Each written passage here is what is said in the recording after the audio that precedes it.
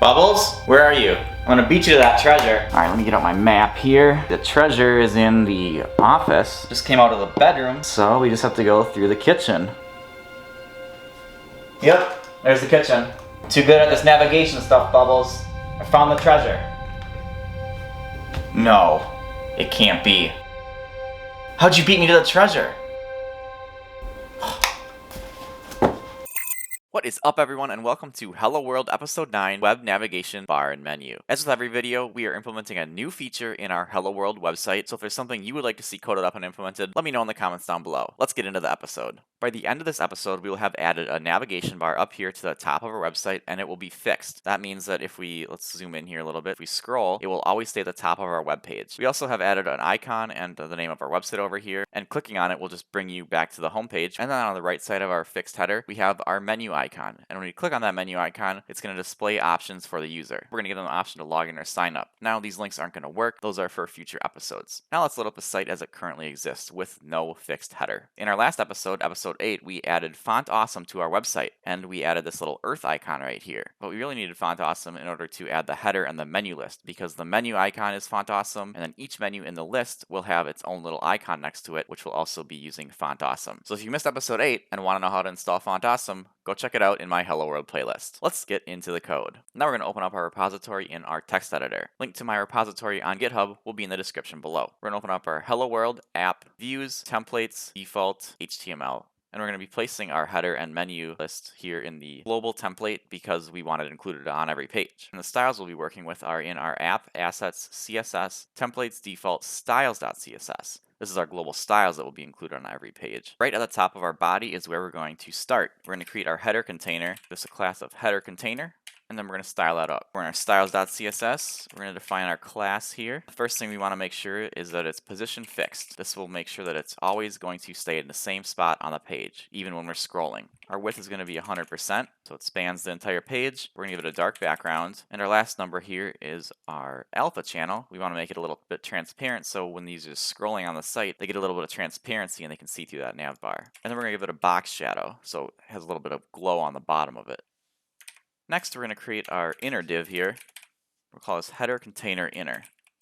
Copy that class, and then we're going to define our class here. We'll give it some padding, 10 pixel padding, and we're going to say user select none, which means when the user clicks and drags, they can't highlight text. Then we're going to start on the left side of our header container, which is going to contain our logo.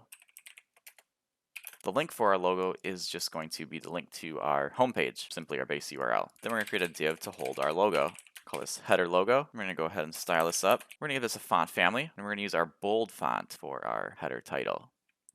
Space Grotesque Bold. Paste that right there. Then we'll specify the text color. We're going to display this inline block so that the image and the text are right next to each other. And then we're going to do a font size 24 pixels. All right, now we just have to get our logo in here and our text. Hello world. And before our text, we want to include our image, which is our logo. And our image is going to come from our assets folder, our base URL assets, images, /logo 5050.png. Now we have our image, and to the right of our image, we have our hello world text. Now we have to get our logo 50 by 50 updated because this originally came from the framework we downloaded. So we're going to go ahead and delete that. And we're going to add our own 50 by 50 image here. There's our hello world logo. Now our logo 50 by 50 will be our icon. Now we're going to add a style onto our image. Because our header is not 50 pixels high, we're going to target our header logo, and we're going to target the image that is inside of that div. So we're going to do a display block, say float left, margin right of 10 pixels. This will give us a little space between the image and the text, and then a height of 32 pixels. Let's pause here and load up our website. There's our header. Now this isn't quite perfect because we have some body padding around here on the left, right, and it's kind of overflowing off the screen here. So we need to head over to our body, and that padding by default is coming from the body. So we need to make sure we specify a padding of 0 and a margin of 0 on our body. We're going to reload our page. We have our hello world fixed header. Let's zoom in a little bit so we can get the scroll bar to appear. And if we scroll, it's transparent and it stays at the top of the page.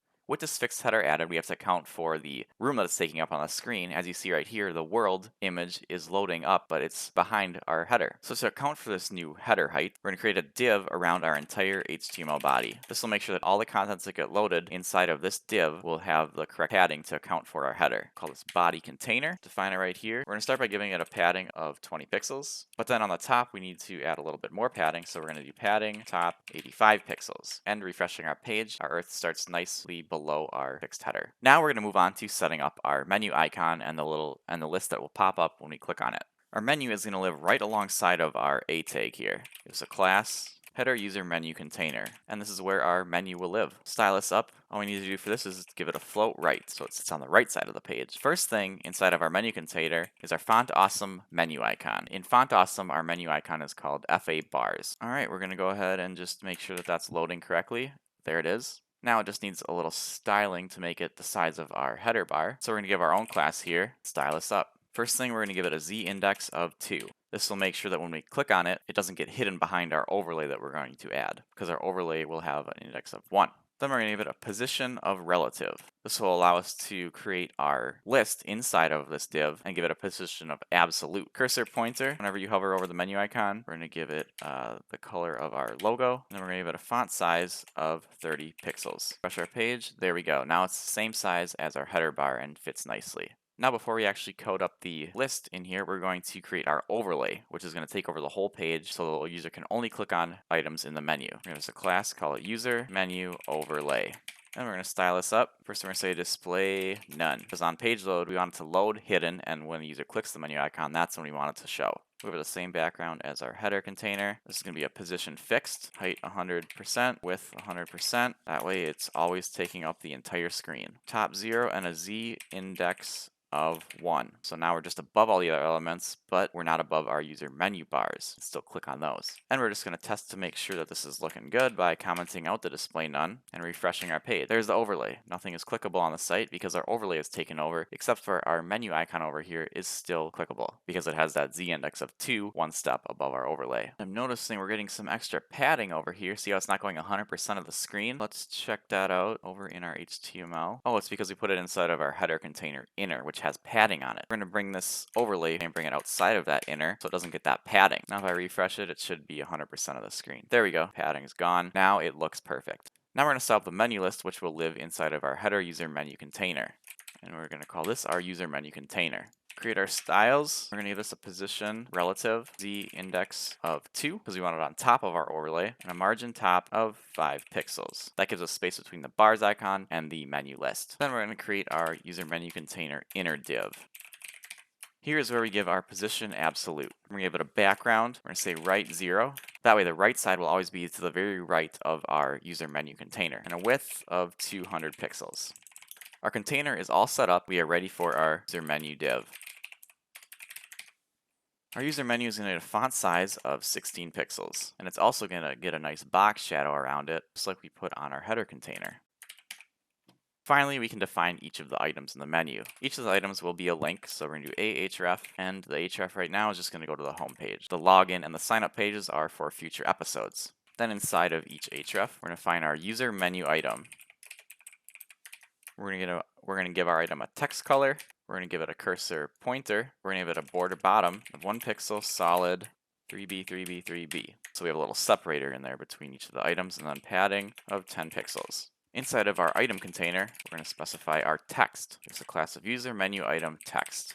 We want the font weight for our text to be bold. We want to display this inline block so it stays in line with the Font Awesome icon that we're going to add next. Right alongside of our menu item text is our menu item icon. And just like our bars icon, we're using Font Awesome. For the login icon, we want an FA solid, and we want an FA-sign-in. And the text for our menu item is going to be login. Only style we need on our menu icon is a float of right. We have our text on the left, and then we're floating our icon so it's all the way to the right side of our div. Load our page, check it out, and there's our login. We have our text and our icon. Now that we have one item set up, we can copy this and paste it. All we have to do here is change our login to sign in, and our Font Awesome icon is going to be FA user plus.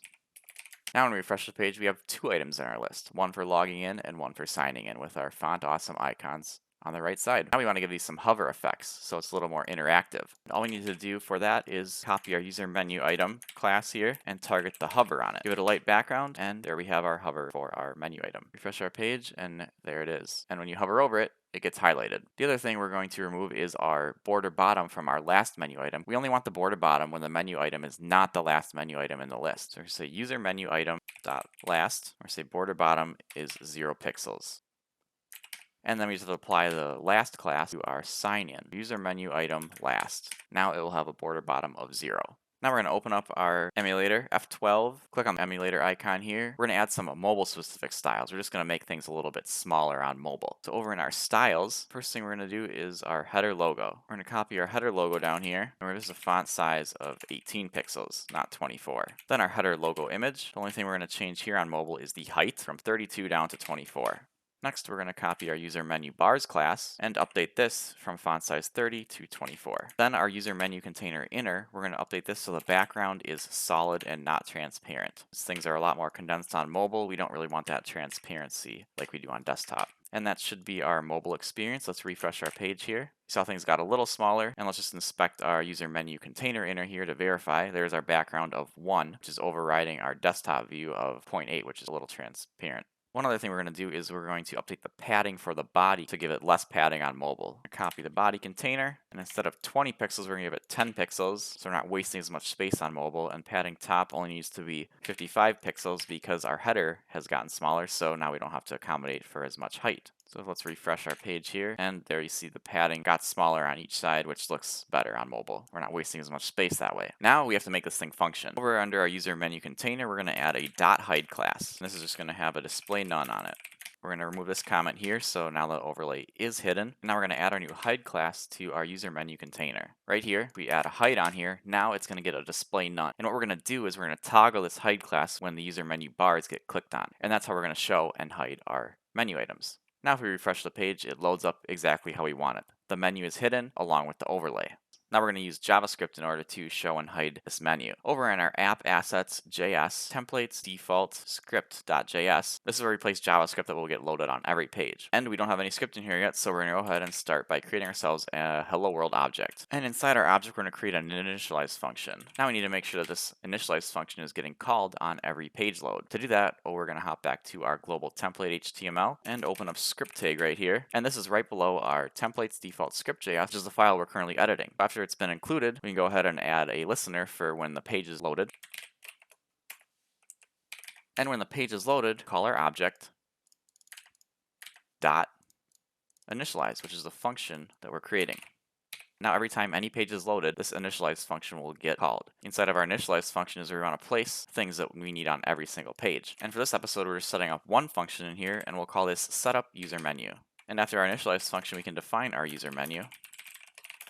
To set up our user menu, first we're going to define our self to equal this, so we have a reference to this. And now we're going to set up our onClick for our user menu bars right here. Document.get elements by class name, user menu bars, and it's a class. It's going to return an array, and we only want the first element in that array because we know that there's only one class on the page with user menu bars. So we have that element, and we can do an add event listener, and the event listener is click. And when that click happens, we're going to do things inside of this function. The event is going to come through, and we're going to do an event.stop propagation. Then we're going to define another function for toggling the menu, self.users menu toggle.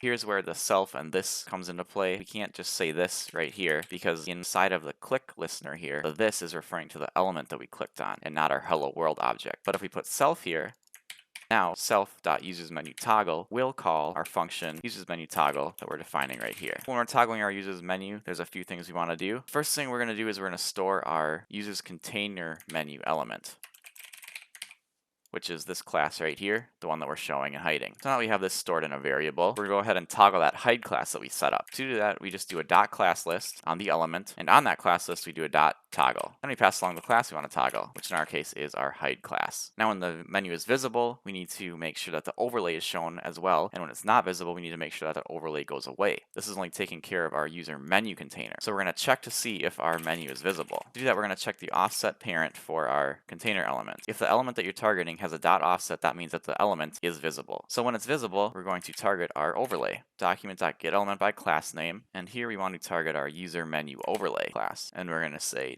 .style.display equals block. Because the menu is visible, we want the user menu overlay to be visible as well. And of course, if it's not visible, we need to make sure that it gets hidden, which is a display none.